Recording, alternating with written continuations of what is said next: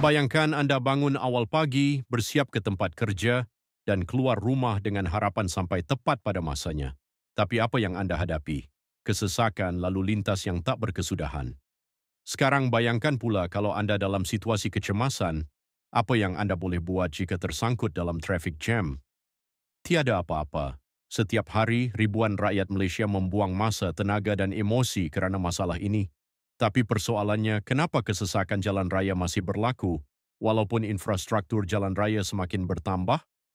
Dalam video ini, kita akan rungkaikan sebab-sebab utama kesesakan jalan raya dan yang paling penting, solusi yang boleh diambil untuk mengatasinya.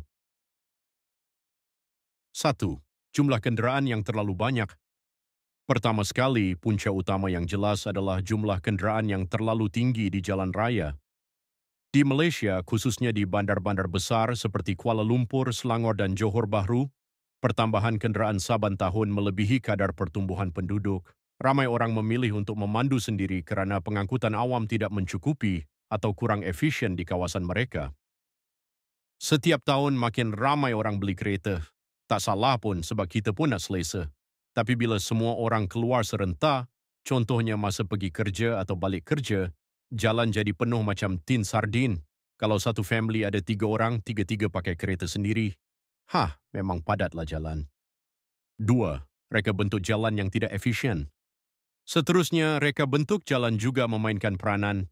Banyak kawasan yang tidak mempunyai susun atur jalan yang baik, seperti simpang yang terlalu dekat, kurang laluan alternatif, dan jalan sempit yang tidak mampu menampung jumlah trafik. Isu ini biasa berlaku di kawasan lama yang tidak dibangunkan semula mengikut keperluan semasa. 3. Kemalangan atau kenderaan rosak. Pernah tak tengah jalan elok je, tiba-tiba semua kereta slow? Rupanya ada kereta rosak atau aksiden tepi jalan. Benda macam ni boleh jam satu bandar. Kadang bukan sebab lorong tutup, tapi sebab orang dog slow sebab nak tengok je. Mentaliti nak tahu ni pun menyumbang kepada kesesakan lalu lintas juga. Walaupun hanya satu kenderaan rosak di lorong kecemasan, ia boleh menyebabkan kesesakan berjam-jam. Ini kerana pemandu lain memperlahankan kenderaan untuk melihat atau lorong terpaksa ditutup sementara.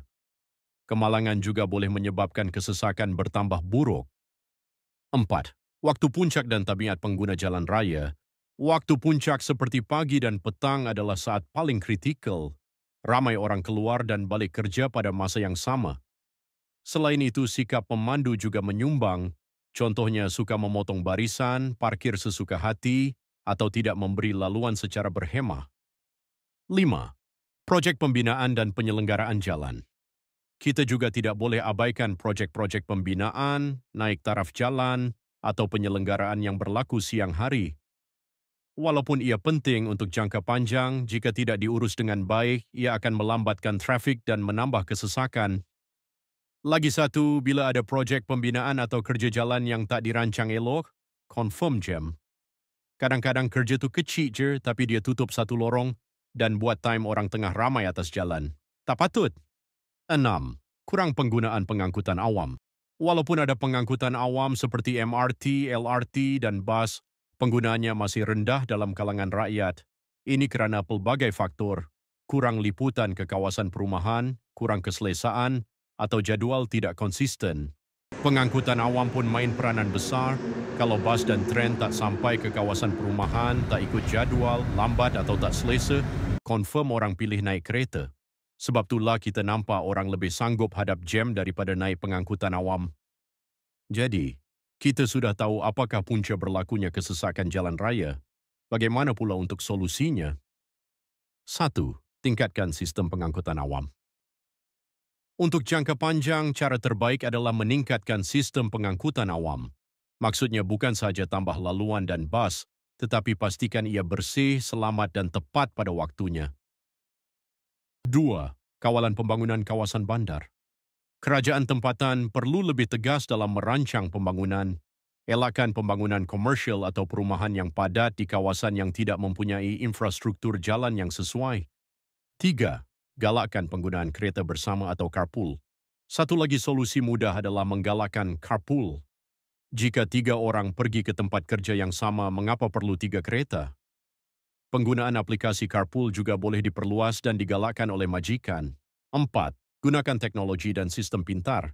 Negara maju sudah menggunakan sistem trafik pintar seperti lampu isyarat adaptif, aplikasi trafik masa sebenar, dan papan digital makluman jalan. Teknologi seperti ini perlu diperluas penggunaannya di Malaysia. 5. Pendidikan dan kesadaran pengguna jalan raya. Akhir sekali, didikan kepada pemandu itu sendiri. Pemandu yang berdisiplin, bertimbang rasa dan berhemah boleh mengurangkan banyak isu, contohnya tidak block junction, tidak potong barisan, dan beri laluan dengan betul. Kesesakan jalan raya bukan masalah satu pihak, ia adalah masalah bersama. Kita semua, sama ada pihak kerajaan, pengurusan bandar, dan pengguna jalan raya, perlu mainkan peranan. Dengan tindakan yang bijak, penggunaan teknologi dan perubahan sikap, kita mampu kurangkan masalah kesesakan dan jadikan perjalanan harian lebih lancar dan produktif. Kalau Anda setuju dengan solusi yang dikongsi, jangan lupa tinggalkan komen di bawah.